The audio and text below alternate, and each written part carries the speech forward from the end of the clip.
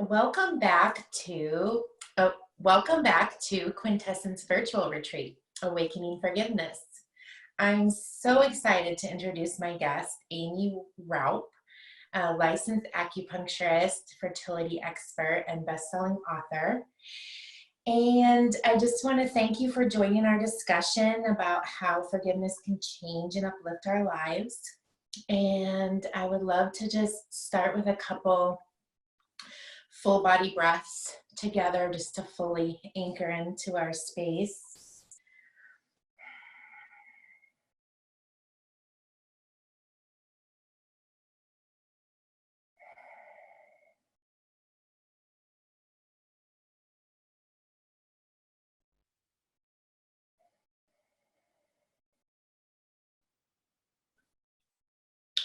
And I'd like to invite you all to just take a moment to feel into what you'd like to receive from this session together, and just setting your own personal intention for this time.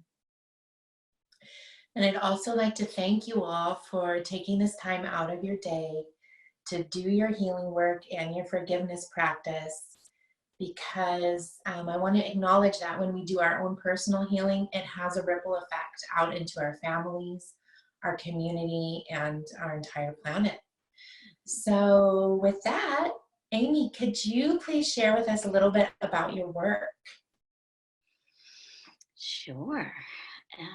So thank you for that, though. That was so nice. And I feel very calm and present with that.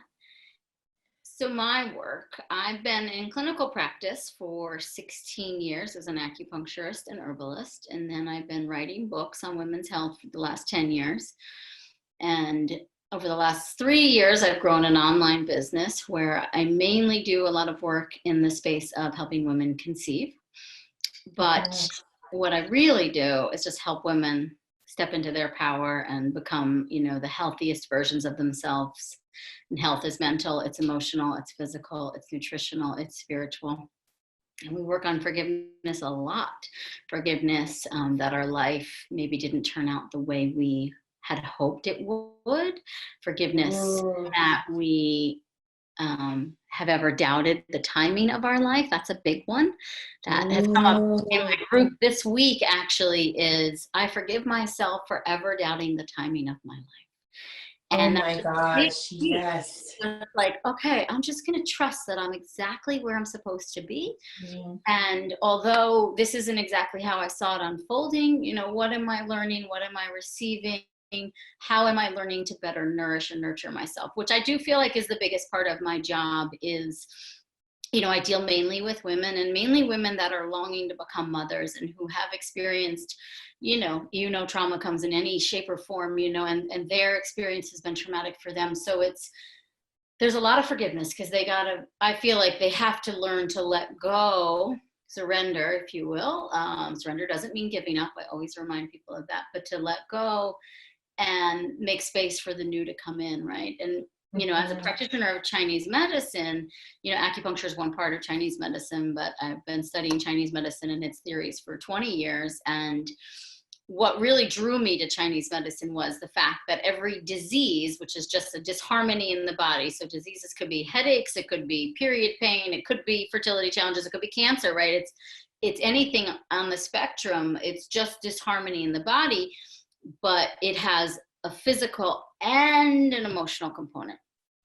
Typically, we say in Chinese medicine, repressed emotions, which is basically inability to forgive and let go and move forward, right? And stop burdening yourself with this anger or sorrow, whatever it is you're holding on to, that it will begin to cultivate toxicity in the body and could be at the root of many diseases or disharmonies. And so we need to, so I'm always working on diet and supplements and movement and all of these things, but I really dig deep on that spiritual, emotional perspective too, which, as I've grown emotionally and really have worked on myself and gone through my crap in life, it's my favorite piece to work on. Yeah. Could you kind of share with us what your understanding of forgiveness is? It's definitely changed over the years. I think forgiveness to me is peace, and ease over the situation, maybe understanding, compassion. Like those are all words when we were setting the intention, or when you said think about forgiveness, I think as we were breathing, that's the first word that comes to me is peace. So it's finding peace Mhm. around the situation. And I Yeah. think for me too, I used to think forgiveness meant I had to forgive other people or their actions or the thing that happened. And now I realize it's forgiving myself for giving it so much power, forgiving myself for choosing to hold on to this story, forgiving myself for being burdened with the pain that I'm choosing to continue to carry on, and finding peace with the fact that I'm exactly where I'm supposed to be, and this is all unfolding exactly how it's supposed to. And I'm not perfect, and I don't think anyone is, and that's not at all what I'm saying. Just more that I think it's being able to respond rather than react, right? Just Yes. to kind of see it.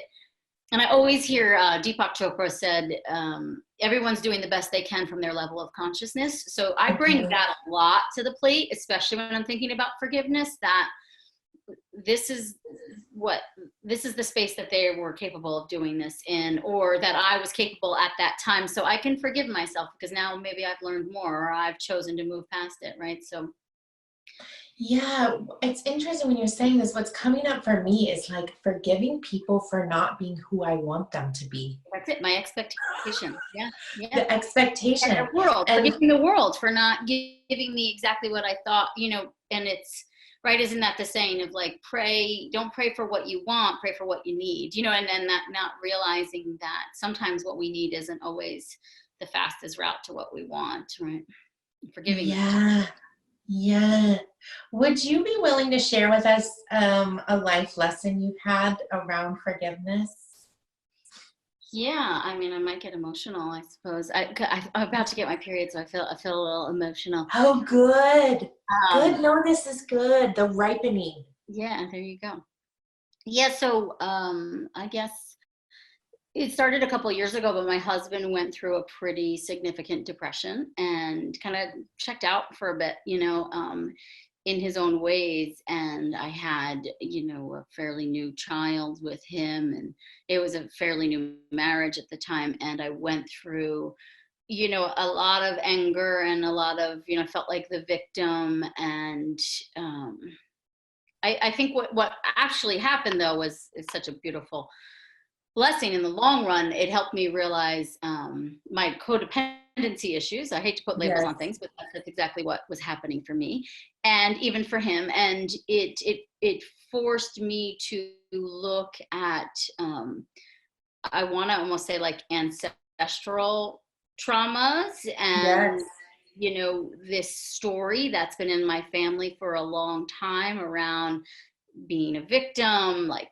addiction, codependency, this story that, you know, I'm blessed I didn't necessarily was a victim of any of those things per se, but it's in my family lineage, and it was, coming up in my home and seeing, and it was in his home at one point in his family lineage too. So it's like seeing that what was coming up for us was, I actually had um, I guess you would call it like a reading at one point during the time. And this woman said to me, my grandmother came through on my mother's side, which was the side where there was a lot of this ancestral damage. She said, this is your time to break the cycle. You're going to break the story in this family Mhm. dynamic, and in his and in yours. And so, but it took me really, probably a year and a half, and, all sorts of things. But I think it really took me letting go and realizing, like, if he's going to fall, then he has to fall, and that I can do this on my own, even if I don't want to. I'm sick of doing it on my own. That's really what was coming up for me. I'm like, I don't want to do this Yeah. anymore on my own. I've done this on my own for Yeah. so freaking long. I'm done with this. Just step up Mhm. and get over it. It was like a job thing. I wasn't taking it very seriously, which is not so nice. I wasn't being very forgiving of what he was going through. And yeah, there was a lot of shifting and changing that happened for me, and ultimately a really big transformation. And what I did see, I think I really did learn the art of surrender or releasing control in that time, because when I did finally just say, this is my, like, I owned it basically, is I think almost what my spiritual teacher would say, is I just accepted this was my reality right now. It is what it is. And things started to shift because I just took responsibility for my side of the street. And I just started working on forgiveness. Someone introduced me to the work of John Newton, and he does a lot of ancestral clearing and work. And he has this forgiveness prayer. It's basically a letter that you read to yourself. And it's like, for all harms and wrongdoings, like, I forgive myself, I forgive all people forgive me. I would recite that every day. And what started to come up for me was realizing how much I hadn't forgiven. Stories around my family, the family stories that I had heard from what my mom grew up around, and the anger I had in there. And then I was basically like transmuting that to my current relationship, even though it was not similar at all, but it was the same kind of rage inside of me. And that's what really brought up to the surface, was when Ken went through all that I really did learn the art of forgiveness, of myself, of my family, of what my ancestors went through, and then seeing, I guess, really having more compassion that one person's trauma is very different than another person's, and that they're all really valid. I judged it. I think I was a bit more judgmental in the past, and it's very different now. One of the things that's coming to me from what you're saying is that it sounds like when you really started to forgive your husband for what he was bringing to the table, let's say,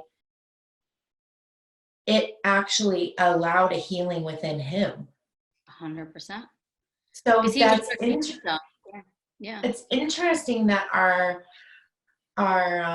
resentment, let's say, can actually kind of, and I'm not saying your resentment was holding him in this pattern, but maybe there was a place where it was kind of, I saw that too. And that's what I would hear when I would meditate or, try to seek guidance from, spirituality, or pray or anything. I kept hearing, you have to get out of his way. You're actually not helping. You're continuing this. Yeah. And I kind of didn't know what that meant until that's when I think, I did dive into the codependency stuff a bit, and I started doing some Al-Anon work. And it really started to shift for me tremendously, because it was just understanding, like, and I know it energetically. I think I know it energetically. Yes. What I was bringing to the plate, though, was I was just really highlighting the lack and the trauma and the damage, and it was just perpetuating because it's making you feel worse. And it was just this thing. Instead, I just finally said, all right, you do your thing. I'm going to do my thing. I hope we see each other on the other side of this, because I love you, and we just celebrated 5 years of marriage yesterday, and we're doing pretty good. Congratulations. Yeah. And I'm curious, would you be willing to share with us, maybe in some of your clients, in a very, loose way, how you kind of see forgiveness playing into fertility, if that makes sense? Or I think there's so much shame, that my body not doing what everybody else's body is capable of doing. And then there becomes a lot of anger around that, and resentment at, like, the past, or maybe the partner wanted to wait longer than she did to have a baby, or like there was a breakup, or like whatever it is. But there's a lot of shame in the body and in its inability to do its job. And so there's it's so much self-abuse. It becomes so self-critical, where it's just, and there's so much second guessing of, like, maybe if I didn't do that, then this wouldn't have happened. So it's really is, that's the one group I was just running. It's all it was a 4-week program to help us release our fertility fears and unpack them and kind of tell a better story about the fertility journey. And that was kind of the reigning theme, was I forgive myself for ever doubting the timing of my life, because that's the biggest thing I see is just, as my grandmother would say, the shoulda, coulda, wouldas, you know what I mean? Like they get really stuck in that. And then there's a lot of blame placing on various things, which is understandable. I think it's sometimes the only way we can actually get through a trauma, right? We have to compartmentalize. So getting them to really look at that and look at the parts of themselves and their body that they are still mad at, and that it's okay to be upset. Like, it's okay to say, but I'm showing up in this way and this way, and why are you not working? And so to first acknowledge it, I think you have to give it life, the negative emotion, if you will, and then start to unpack, I think, the core belief around that story, and then you can work on shifting it and forgiving it. I think that's really associated with shame.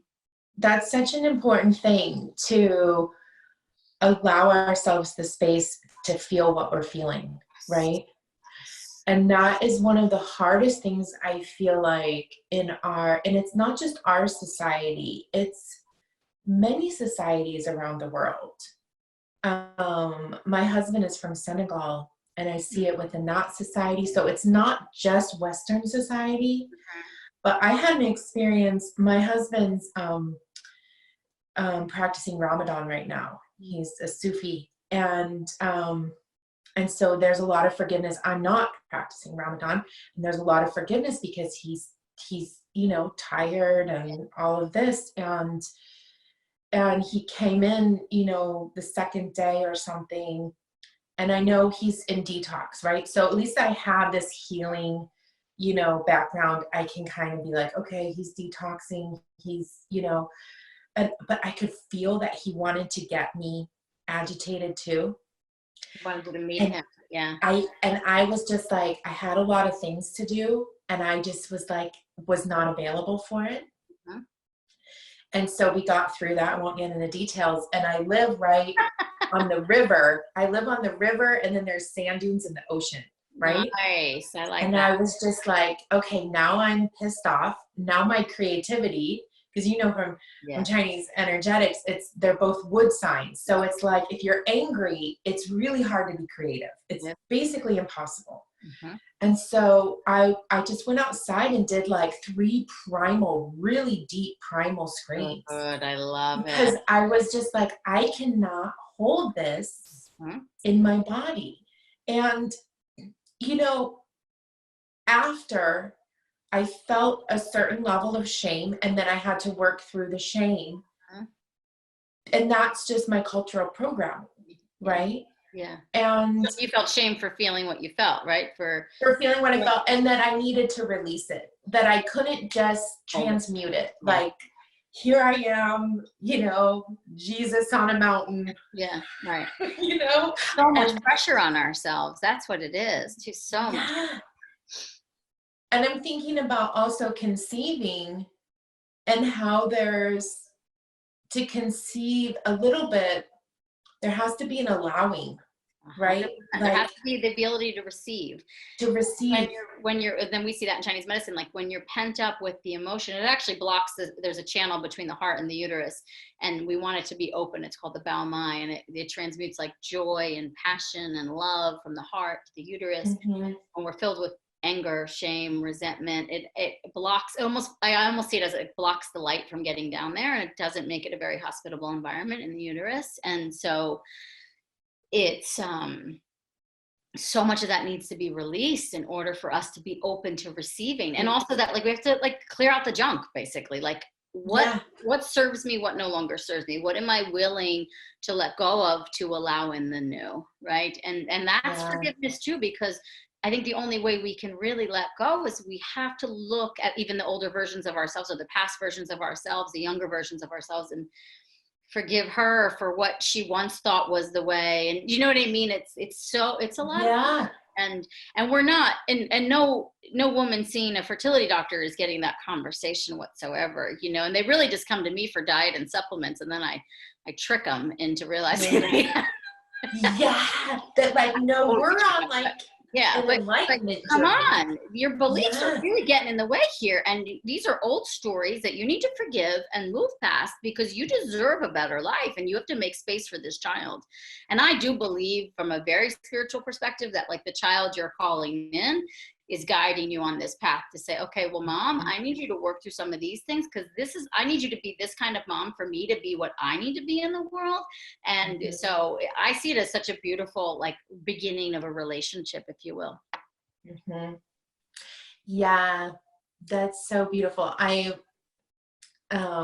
want to tell a story, but I'm not sure. Okay, I'm going to tell it super quick. So I was living in Hawaii. I had not had a partner for about 11 years because I could not find someone. And I took a vow with the medicine Buddha, Tonka I have. It's medicine Buddha and white Tara in the sacred union. And I took a vow with this Tonka that I have that I would not open myself up unless I felt that my heart could open to the person. I wasn't going to just, go into something blindly, if that makes sense. Blindly or, whatever, out of, wanting something, but knowing I couldn't fully show up in the relationship. And anyway, I'm in Hawaii at the time, and I am talking to spirit, and I was in this place where I was like, should I just shut that off? Because, when you're looking for a partner, there's a certain openness you have to have, right? And I was like, is this even my thing? And spirit was like, well, you're going to meet a Black man. And I'm like, well, that's not going to be in Hawaii, because there's like very few African American people in Hawaii for whatever reason. And then a little girl came in and she said, my name starts with a Z, and she told me about herself. And she said, I have a lot of energy, so you have to always make sure I have enough like activity outlets or I'll misbehave, right? She tells me this. And time passes. I end up in France, and through a mutual friend, I meet my husband from Senegal, right? And we're traveling in Europe, and I was doing like a rhythm method combined with birth control, like condom or whatever, we'll just say it, right? Yeah. And somehow she slipped through like 5 days after my period. I have no idea. I think of it as like she shot the gap somehow. Because, and I'm sharing this because so when these spirits are ready, they make it happen. And that's the point of my long story, was like, there really should have been no way. I mean, I think there probably was an egg hanging out in my fallopian tubes that but when these spirits are ready, and she's very determined. You see her now, she's a little, and does she have a Z? What's that? You name her a name with a Z or no? Yeah, her name's Zaina. And and you know what's awesome? She loves her name. She loves it. Mama, I like my name. My name's Zaina. And if I call her a nickname, she'll be like, Mama, my name's Zaina. And I'm like, I know. I gotta use it because I know it's gonna come up in therapy otherwise, But, you know what I would say to that story though too is like, it's so much of the work I feel like I do is get women to nourish and nurture themselves and like tune into that divine feminine energy, like to listen to the innate knowledge. Like you had this knowing of when it's like the right partner, I'm going to know. And you know what I mean? And I have to be fully in to be, because she was ready to come through probably with anybody. And they were like, we want you to be with the right person. Do you know what I mean? I think that's so beautiful too. You really honored yourself. And probably, I'm sure there was a lot of your own evolution that happened over that time frame. Oh yeah. But it's, that's so much of it too. It's just, the connection to ourselves. And I think the only way there is through forgiveness and really looking at all the corners, right? And I know we kind of touched on this, but I'm curious, like, how would you say forgiveness has changed your life? Oh God. No, I guess I'm just more at peace. I allow myself, I think, to be more successful. I allow myself to feel more joy and more pride and less guilt and shame. So in a lot of ways, it's also changed some of my friendships. I let go of certain friendships, around that time with my husband, when I started to really highlight everything and look, I was like, oh my gosh, I actually have the same relationship here and here and here. And as I shifted, interesting. I really noticed, like, oh, this is a formula that I have. And it was really fascinating. So it shifted relationships for me too, and friendships and things that I chose to walk away from that were no longer serving me. And so I think it freed me up a lot. And I also have a lot more compassion, I think, for certain family members in my life that I maybe didn't in the past. A lot more compassion.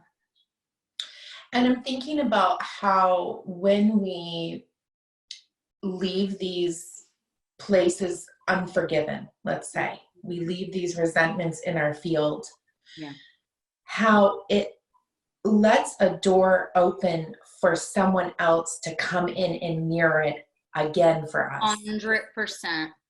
That's exactly what it was. Like, I really do see that the forgiveness I found, and I don't want to take credit for my husband's transformation, but like it literally allowed him to do all his work and his shifting, and continues. And the unforgiving girl inside of me can still pop up at times. And I acknowledge her and I talk it through, and I'm like, you're feeling this because of this, and that's triggered you, and it's just, I think consciousness, I guess, is the best thing forgiveness has given me, right? The ability to, not that I don't react, but it's like the ability to respond, really, like, all right, and just sit with it, and be much more conscious and present. Not that I'm always, but I'm definitely better at it than I used to be, and I'm proud of myself for that. And I'm curious, what do you think one of the greatest challenges you've had with forgiveness has been, like, in the process of forgiveness, if that makes sense? Yeah, there's so in that forgiveness prayer, that I would work on, I actually brought it to, I have a beautiful therapist. We do like EMDR work together and tapping, and she was like, I want you to bring the prayer and we'll work on it together. And there was sexual abuse in my family history, and like my mom's family, and by one person to several people, and and it's a story I know about, and I just am like it was long gone before I was born, but I was like, I'll sit on a grave. Like, I had so much rage and anger at this person who I never met, but who I'm linked to, you know what I mean? That I really think, and I think too, now the more I've learned about transgenerational trauma, I think it was just passed down to me for certain, and then, knowing the stories. But my therapist said, okay, I want you to think of this person and do the forgiveness prayer, and like picture him and tell him you forgive him. And I was like, I just can't. So we came to a conclusion that I could say, I don't condone your behaviors, but I do trust that in those moments, you were doing the best you could from your level of consciousness, and I'm willing to let it go. I'm willing, and it was that part, the forgiveness piece for me, which was a huge aha, was I'm willing to forgive myself for letting me for carrying that story for so long. Like, I burdened myself with more stuff. I don't need to. And it feels like we just broke the bond. Like, I remember then doing the forgiveness prayer, and I literally felt like I saw like rows and rows of ancestors that were just kind of like things were lifted off of them. Do you know what I mean? There was just this space. But and realizing too that like everything my husband was going through, and like, I trust the timing of my life completely. So we were both meant to meet and do all these things together, and I trust that he came into my life for me to heal that piece that I didn't even know I was holding on. I didn't even know it was really in my inner working. It's very interesting. But it was challenging because it's like around that stuff, it's hard to say like, yeah, totally forgive you for, whatever, all the terrible things you did. So it's more about, and I think I've shifted that too, of just more about forgiving myself for giving it all this power, carrying it under this anger. Yeah. And I learned, I had a very personal relationship with sexual abuse that I'm not going to share the details because of my family, but I had to learn that it was actually a disease. And when I accepted that it was a disease, and it was almost like another spirit inhabited his body. That's kind of how I've been told to look at it too. It's similar to And addiction. It really is. It's very yes, similar to addiction. It is an addiction, it is an addiction. and And so, more forgiving yeah, for it when you label it that way. Agreed. And also that, it, someone said to me once, like, where do you think they learned it from? It was done to them. Do you know? yeah, And it's this thing like, yeah. oh, you're right. And that's how they were shown love maybe in their eyes. And do you know what I mean? And when you start to see it like that, not that it makes it forgivable or okay. And, it's heartbreaking that people go through that. But I also do think, like, you do the work you do now probably because of all, you know what I mean? Not that you needed to suffer. I never would say that, but it's a Yes. transformative process, and you're changing the story, and that's amazing. But it's learned behavior, and it does become, it's an addiction. And so it's easier to forgive. Agreed. Yeah. And have compassion. When you can have compassion, Then you that's can, another, then it's another road to forgiveness. Exactly. And so, why do you think forgiveness is a path towards being whole, would you say? I mean, because I think if we don't forgive, we just basically compartmentalize, and we do become shells of ourselves. And so Yes. it really does open up all the pieces where, I think too, it's we compartmentalize, so that if we really want to forgive, we got to go into all those compartments and take a real look at things. And that's scary as hell and painful and uncomfortable, but that's what brings us back together. Yeah. Yeah, right. And that's how I see it also, is that it integrates those pieces, right? It does. And so in that reintegration, now we have the capability of just being more present in our life, and being more, I want to say, like, on our mission, or more powerful in our expression in the world, because when we have those resentments, if we're not looking at those parts of ourselves, right, it's almost like an amputation of some parts of ourselves. It is of self. And so it's like, oh, I can't even look at that, it's too painful, I'll just put it over here. And then literally all that's left is like this little version, and then everything else is just this big story we've created, and then nothing feels safe, so I don't know how you can be whole if you don't feel safe. Yeah. Yeah. And I think that's why in this journey, I really got how forgiveness is really this gateway to healing, right? Because we can't really heal. Otherwise, it's like an abscessing the wound, right? It's just like, it's like a Band-Aid treatment, it's like antibiotics versus like, okay, well, why are you compromised? Why do you keep getting the infection? We got to go to the root. It's Chinese medicine. It really is at the root of it. Is, living in accordance with the Tao. That's what we say. And that is like trusting the timing of your life, and we're in like not holding on to emotions that no longer serve us. And then also eating in the seasons and sleeping properly. It's the whole caboodle. Well, thank you so much, Aimee. This has been just such an enlightening discussion about forgiveness. Yeah. And I'm just appreciative of your openness in sharing, and just your authenticity that you're bringing to this dialogue. And I would love to take a couple more full body breaths to just kind of integrate this dialogue, and also send it out as a prayer to anyone who's, in need or receptive of this. So.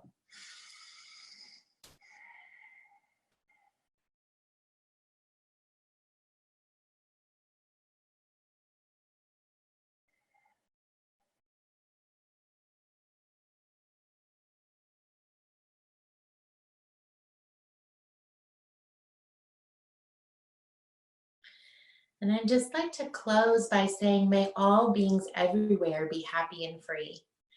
And may our thoughts, words, and actions contribute to the happiness and freedom of all beings. And thank you so much. Thank you so much.